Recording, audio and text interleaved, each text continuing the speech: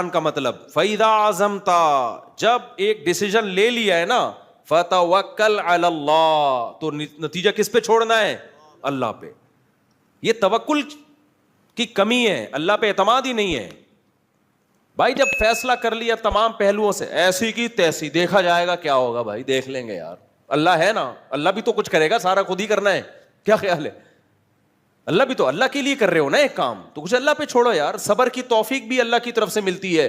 دیکھو ابو سعید خدری رضی اللہ تعالیٰ عنہ چھوٹے بچے تھے, غزوہ احد جس کا بھی واقعہ چل رہا ہے, ان کے خاندان کے سارے مرد اس غزوہ میں شہید ہو گئے, باپ بھی شہید, بھائی بھی شہید. اب کمانے والا گھر میں کوئی بھی نہیں بچا, گھر میں فاقے آنا شروع ہو گئے.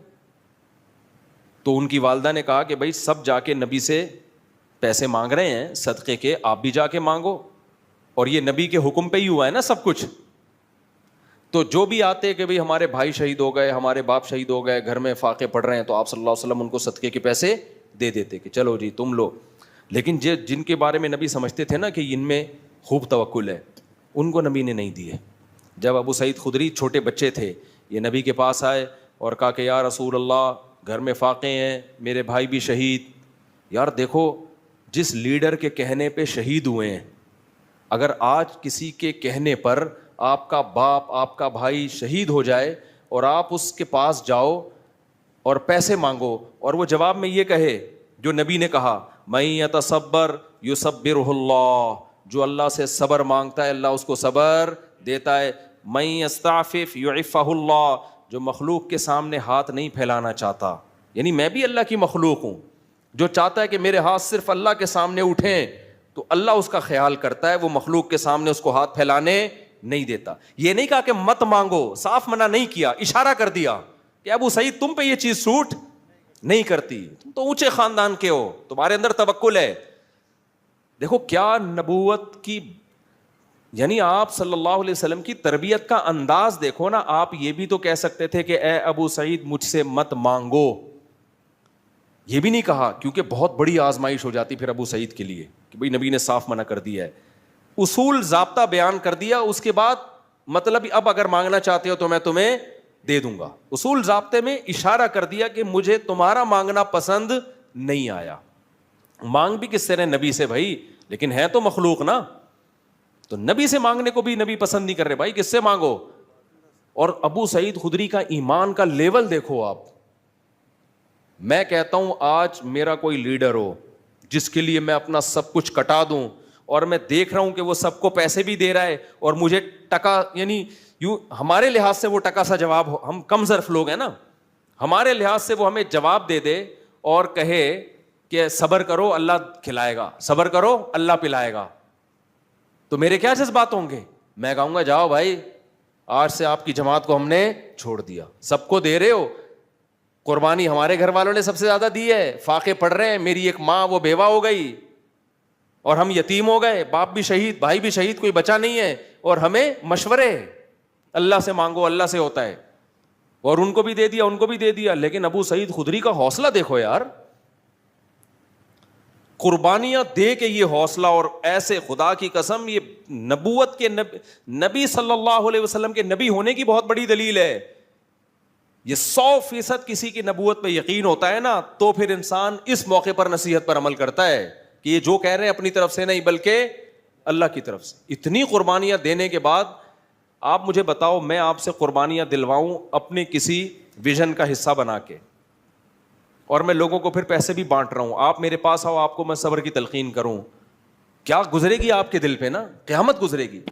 لیکن ابو سعید خدری 10 سال کے تھے غالباً, جب وہ آئے تو نبی نے فرمایا میں یستعفف یعفہ اللہ, جو صرف اللہ کے سامنے ہاتھ پھیلانا چاہتا ہے کہ اپنے دامن کو, استعفاف کا مطلب اپنے دامن کو داغدار ہونے سے بچانا. الفاظ بھی دیکھو, پاک دامن کو عفیف کہتے ہیں. پاک دامن کا مطلب کیا بھائی, ہاتھ پھیلا لیا تو دامن کیا ہو گیا؟ داغدار. ساری زندگی کے لیے اب اس دن تو مانگ رہا تھا نا. اتنی بڑی عیب ہے, اتنا بڑا عیب ہے کسی کے سامنے ہاتھ پھیلانا. اور آج ذرا سی بات پہ پلاٹ خریدنا ہے پیسے دے دو, بچے کو میں نے امریکہ بھیجنا ہے, ادھر کھانے کو لوگوں کے روٹیاں نہیں ہیں, خدا کے بندو اور تم ہری ہری سوج رہی ہے بچوں کو امریکہ بھیجنے کے لیے بھیک مانگ رہے ہو لوگوں سے. یار میں بتاتا ہوں واقعہ, ادھر ہی مسجد میں ایک صاحب آئے, بچوں کی اسکول کی فیسیں دینی ہیں تو پیسے ہی نہیں ہوتے, آپ زکوٰۃ کے کچھ پیسے دے دیں. میں نے کہا میرے پاس تو نہیں ہے, مطلب آپ کو دینے کے لیے نہیں ہے. کہہ رہے میں کیا کروں پھر؟ تو میں نے کہا نہیں پڑھاؤ اسکول میں, اسکول میں نہیں پڑھاؤ. کہہ رہے یہاں بچہ اسکول میں نہیں پڑھے گا تو کیا کرے گا؟ میں نے کہا ٹماٹر بیچے گا. میں نے کہا جو پریکٹیکلی ٹماٹر بیچ رہا ہے میں نے دینا ہے تو میں اس کو دوں نا. کیا خیال ہے بھائی؟ ابھی تیرا تو امکان ہے کہ پتہ نہیں ٹماٹر بیچے گا بھی کہ نہیں بیچے گا, ہو سکتا ہے کل اللہ اسباب کے دروازے کھول دے. میں نے کہا بھائی کوئی بیماری خطرناک آ گئی ہو, مر رہا ہو بندہ, یا خدا نخواستہ کوئی کھانے پینے کے لالے پڑے ہوئے ہوں تو سمجھ میں آتا ہے, ادروائز یہ نہیں آتا. اور اس طرح جب آپ کسی کو دو گے نا, میں نے دنیا میں دیکھا ہے میرے بھائی, جس نے ایک دفعہ مانگ لیا نا اس کو منگتا ہی بنا رہے گا موت. پھر اللہ کی نظر ایسی ہٹتی ہے, اللہ کہتا ہے بس تو اب مانگ, بھکاری بن کے زندگی گزار, اس کے کبھی ضرورتیں پوری نہیں ہوتی. مر جائے گا کفن بھی ادھار لے کے جائے گا. اگلا کہے گا کم بخت نے جو کفن پہنے نا وسیم کے پیسوں سے ہے, یہ اس کے پیسے بھی ادھار ہیں, ایسا چلے گا وہ. ہاں دوست احباب جن میں آپس میں بے تکلفی ہو, مانگتے ہوئے ذلت محسوس نہیں ہو رہی, ان میں ادھار یہ سب چیزیں بھیک نہیں کہلاتی. یہ چیزیں بھیک بے تکلفی ہوتی ہے نا. جیسے آپ ہوٹل میں گئے, جیب میں پیسے نہیں, ابے یار تو دے دے یار کل میں دے دوں, یہ چیزیں بھیک میں نہیں آتی ہیں. بھیک کا مطلب ہے آپ کو خود محسوس ہو رہا ہوتا ہے کہ میں کسی کے احسان کے نیچے دب رہا ہوں, احسان کے نیچے دب رہا ہوں. ہاں آپ مالدار ہیں, آپ کو پتا ہے ابھی میری سیلری نہیں آئی ہے, اگلے مہینے آ جائے گی, تو اپنے ہی جیسے کسی مالدار سے کہہ دینا یار تھوڑا پیسے دے دوں گا. اپنے دوست جس سے بے تکلفی ہو, وہ تو چلتا ہے سوسائٹی میں نا. یہاں بھی علماء نے لکھا ہے کہ اگر کسی مالدار کو وقتی طور پہ پیسوں کی ضرورت ہے نا تو غریب سے مانگے. وہ یہ علماء نے ایک تکبر ختم کرنے کا نسخہ لکھا ہے. وہ کس سے مانگے؟ اس کو پتا ہے میں پیسے تو دے دوں گا, میری سیلری آتی ہے ہر مہینے, میرے لیے فار ایگزامپل 50,000 ہے, یہ دینا کوئی مشکل کام نہیں ہے. تو غریب سے مانگنے میں کیا ہوگا, اس غریب کی عزت آپ کی نظر میں بڑھ جائے گی. وہ غریب کا دل بھی باغ باغ ہو جائے گا, یار سیٹھ صاحب میرے سے کیا مانگ رہے ہیں. اور وہ غریب دے گا بھی خوشی خوشی. اس کو پتا ہے پیسے کہیں جانے والے ہیں ہی نہیں, اس کے لیے 50,000, اس کے پان گٹکوں کا خرچہ ہے 50,000. تو علماء نے لکھے, ہم نے مدرسوں میں دیکھتے تھے کہ ہمارے مدرسوں میں کچھ مالدار طلبہ تھے, بڑے مستغنی, ان کو کبھی ضرورت ہوتی غریب طلبہ سے مانگ رہے ہوتے تھے. تو وہ غریب خوش خوش کے نا اپنی جیب خرچی بچا بچا کے کہہ رہا اچھا یار ہم سے لو, یہ ہمارا کیا بنے گا ریلیشن. تو لیکن غریب کو چاہیے ایسا نہ ہو کوئی بھی سوٹ ٹائی میں آ کے پیسہ مانگے, آپ میرے بیان کی وجہ سے اس کو دے دو, کوئی بھروسہ نہیں ہے یہ اپنی ہو یا کسی سے ادھار لی بھی ہے اس نے, پتا ہو کہ واقعی کیا ہے یہ مالدار آدمی ہے, اس کے لیے 40-50,000 1,00,000 کی کوئی ویلیو ہے نہیں. باپ اور بھائی سے مانگنا,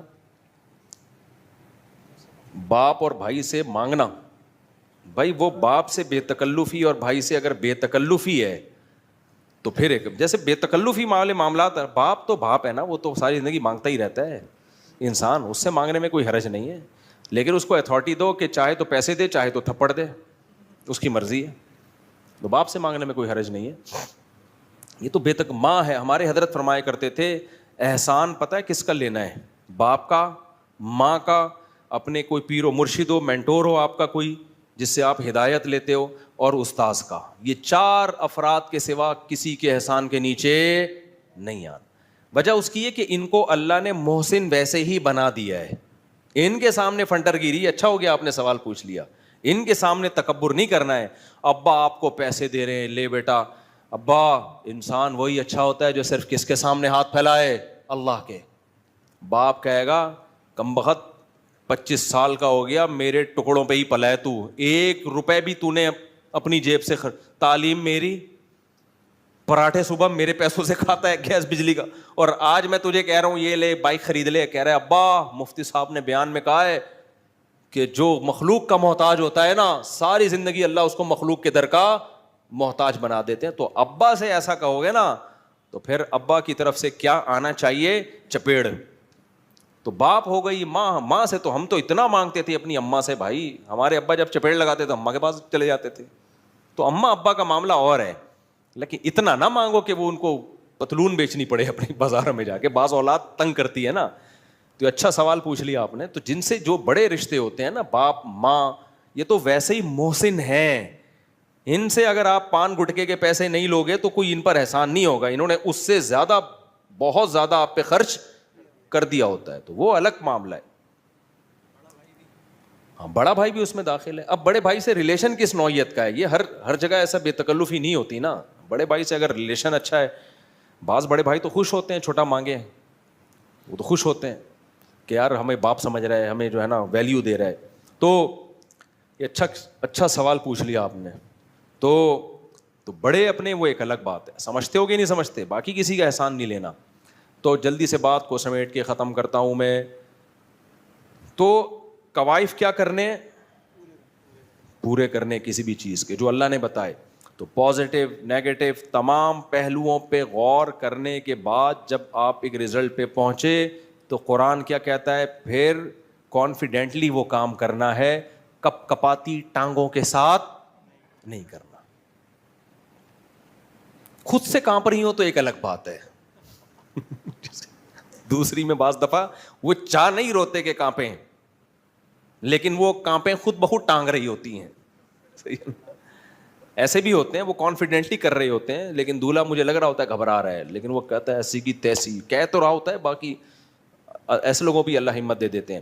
تو اب توکل کا مطلب کیا ہے, جیسے ابو سعید خدری رضی اللہ تعالی عنہ کو جب نبی نے فرمایا جو صبر کرتا ہے اللہ صبر کی توفیق, جو اللہ سے چاہتا ہے کہ میں اپنے دامن کو داغدار ہونے سے بچاؤں تو اللہ اسے مخلوق کا محتاج نہیں کرتا. یہ آپ نے نصیحت کی, وہ چلے گئے. کہتے ہیں پوری زندگی ابو سعید خدری رضی اللہ عنہ نے کسی کے سامنے ہاتھ نہیں پھیلایا, اور ایسی زندگی گزاری, اللہ نے بہت دولت دی, پھر آپ کو بہت دولت سے نوازا آپ کو. یہاں تک کہ جب موت کا وقت تھا نا تو نبی صلی اللہ علیہ وسلم عیادت کے لیے گئے, زندگی جہاد میں گزری ان کی. انہوں نے کہا یا رسول اللہ میرے پاس بہت دولت ہے, اب میں دنیا سے جانے والا ہوں, میں چاہتا ہوں ساری دولت صدقہ کر دوں. کتنی دولت تھی؟ آپ نے فرمایا نام, فتح مکہ کے بعد کا واقعہ ہے, سعد ابن ابی وقاص کا واقعہ ہے یہ. فرمایا نہیں, اپنے وارثوں کے لیے بھی چھوڑ کے جاؤ. فرمایا کہ یا رسول اللہ پھر میں چاہتا ہوں 2/3 صدقہ کر دوں, 1/3 وارثوں کے لیے. فرمایا نہیں, اور زیادہ چھوڑو. پھر انہوں نے کہا ٹھیک ہے 2/3 وارثوں کے لیے 1/3 صدقہ. پھر آپ نے فرمایا ٹھیک ہے 1/3 صدقہ, لیکن 1/3 بھی بہت زیادہ ہے, یعنی وارثوں کے. پھر آپ نے فرمایا تم اپنے وارثوں کو لوگوں کے سامنے ایسے چھوڑو غریب کہ وہ لوگوں کے سامنے ہاتھ پھیلاتے پھریں. دیکھو کیسی زبردست تعلیمات ہے شریعت کی.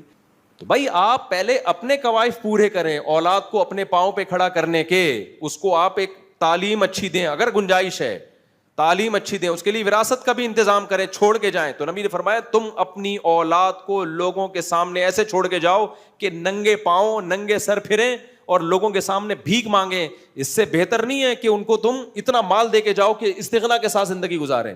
تو یہاں چونکہ جائز سبب ہے, جائز سبب اختیار کیا جائے گا, وہاں سبب اختیار کیے بغیر اللہ پہ توکل کرنا یہ شریعت کی تعلیمات نہیں ہے.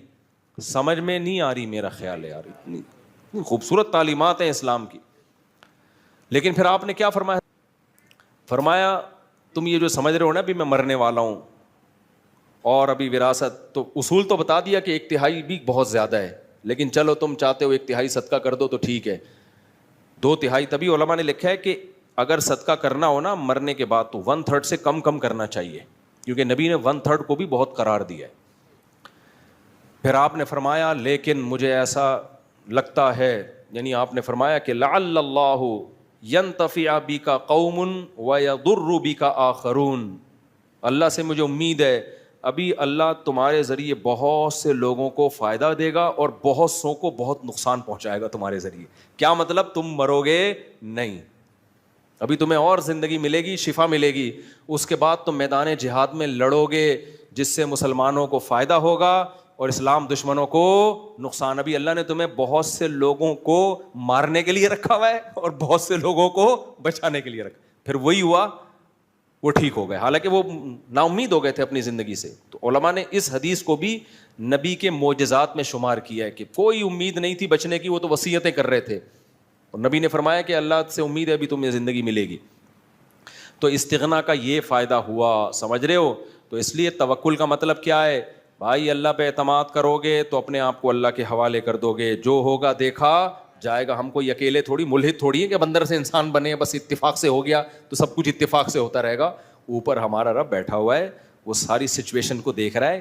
اس نے شادی کی ہے، اس نے زنا بولو نہیں کیا، سالے اس کو جو کوٹ رہے ہیں یہ اللہ دیکھ رہا ہے، کٹتا ہوا بھی دیکھ رہا ہے، پٹتا ہوا بھی دیکھ رہا ہے، گریبان کھول کے بھاگتا ہوا بھی دیکھ رہا ہے. تو وہ رب تھوڑی بھولے گا، وہ تمہیں حوصلہ دے گا، وہ تمہیں میرے پاس بھیج دے گا، میں تمہارا حوصلہ اور زیادہ. خیر تو وَمَن يَتَوَكَّلْ عَلَى اللَّهِ فَهُوَ حَسْبُهُ، اللہ کہتے ہیں جو مجھ پر اعتماد کرتا ہے میں کافی. یا تو اللہ مسائل حل کر دیتا ہے، یا مسائل رہتے لیکن صبر دے دے گا، حوصلہ دے دے گا آپ کو. حوصلہ بھی تو اصل چیز تو حوصلہ ہے نا، وہ برداشت کرنا آسان ہو جائے گا آپ کے لیے. تو غزوہ احد میں بھی اللہ نے کیا فرمایا کہ جب اتنے شہید ہو گئے تو منافقین کہنے لگے دیکھو ہماری مان لیتے تو یہ سب کچھ نہ ہوتا. تو قرآن کی یہ دوسری آیت جو میں نے بتائی نا، ایک آیت کہ جب کوئی کام کرو تو تمام کوائف مکمل کرو اس کے بعد فیصلہ کرو تو توکل کس پہ کرو؟ اللہ پہ. پھر بھی نقصان ہو سکتا ہے، پھر بھی کیا ہو سکتا ہے؟ نقصان. پھر اس نقصان میں کیا کہنا ہے؟ اللہ نے فرمایا یا ایھا الذین آمنوا لا تکونوا کالذین کفروا وقالوا لاخوانہم، اے ایمان والو کافر جب جنگ لڑتا ہے نا اور جنگ میں آ کے ان کو شکست ہو جائے، قتل ہو جائیں، تو پتہ ہے کیا کہتے ہیں؟ اسی طرح جب وہ تجارت کے لیے ملکوں میں سفر کرتے ہیں تو سفر میں حادثہ ہو گیا، جہاز ڈوب گیا. پہلے حادثے بہت ہوا کرتے تھے، اب جا رہے ہیں بزنس کے لیے سمندری سفر میں، جہاز الٹ گیا، ڈوب گیا جہاز. تو وہ کیا کہتے ہیں؟ ان کے پیچھے لوگ روتے پیٹتے ہیں، ہائے اس کاروبار کے لیے نہ جاپان نہ جاتے، نہ زلزلے میں ہلاک. جاپان میں زلزلہ آئے نا، ایک عجیب چیز میں نے وہاں دیکھی ہے. اب جاپانی اکثر دبلے دبلے ہوتے ہیں. میں جب جاپان میں تھا تو بہت خطرناک زلزلہ آیا تھا نا، آپ کو بھی پتا ہوگا. خیر مجھے تو پتہ ہی نہیں چلا زلزلے کا، ہم پل پہ تھے اس وقت. پل تو ویسے ہی ہل رہا ہوتا ہے، لیکن واپس آئے تو پتہ چلا پورا یوں ہل رہا تھا. تو میں نے اپنے میزبان سے، ہمارے جو ارشاد بھائی، ان سے پوچھا، میں نے کہا یار یہ تو بڑا خطرناک ہے. وہ ہر ہفتے ایک دو جھٹکے آ جاتے ہیں. انہوں نے کہا کہ ہر ہفتے ایک دو ہل جاتے ہیں تھوڑے سے، تو ہمارے لیے نارمل ہے. تو میں نے کہا بھائی اگر اوپر والے پورشن میں چھت گر گئی، 2 پورشن تھے نا ان کے گھر کے، چھت گر گئی خدا نہ خواستہ، بندہ تو مرے گا. انہوں نے کہا یہ پہلے سے انتظام ہے، ہمارے یہاں چھت بہت ہلکی ہوتی ہے، گتے کی چھت نہیں جسے کہتے ہیں، مضبوط ہوتا ہے، اس پہ ایک اپارٹمنٹ پورا بن جاتا ہے، لیکن وہ اس چھت کا ویٹ نہیں ہوتا. میں نے کہا بھائی چھت کا ویٹ تو نہیں ہے، لیکن اوپر آپ جیسا کوئی بندہ بیٹھا ہوا ہو اس کا تو ویٹ ہوگا نا. نہیں آئی میرا خیال ہے بات. کہہ رہے ہیں یار یہ تو ہم نے کبھی سوچا ہی نہیں. میں نے کہا مجھے یہ ڈر لگ رہا ہے آپ کے گھر میں اب رات کو سوتے ہوئے، وہ اوپر جا کے سوتے تھے نا اوپر والے ارشاد بھائی، اور بھاری بھی ہیں ماشاءاللہ، جسم بھی ان کا بھاری. میں نے کہا ارشاد بھائی مجھے جاپانیوں نے یہ تو پورا انتظام کر لیا کہ چھت ہلکی بنا دی، چھت گرے گی ہمیں کچھ نہیں ہوگا، لیکن آپ اگر گر گئے تو ایک اور زلزلہ آئے گا. پھر صرف یہ نہیں کہ بندہ نہیں مرے گا. تو میں نے پھر ان سے کہا، میں نے کہا دیکھیں جاپانیوں نے نا جاپانیوں کے ویٹ کے حساب سے زلزلہ کا حساب کتاب کیا ہے، اس کو پاکستانیوں کا ویٹ معلوم نہیں ہے. تو آپ جاپان کے سائنسدانوں کو جا کے بتائیں، یا یہاں کے ماہرین زلزلیات کو جا کے بتائیں کہ بھائی اب تھوڑا سا کوئی اور ٹیکنالوجی لے کر آؤ، یا تو اوپر والے اپارٹمنٹ بنانا چھوڑ دو، کیونکہ اوپر بندہ گرے گا تو اس کی ایسی کی، بندے کو کچھ نہیں ہوگا، وہ جس پہ گرے گا نا اس کی ایسی کی تیسی ہو جائے گی. یہ بات پتہ نہیں کہاں سے آ گئی.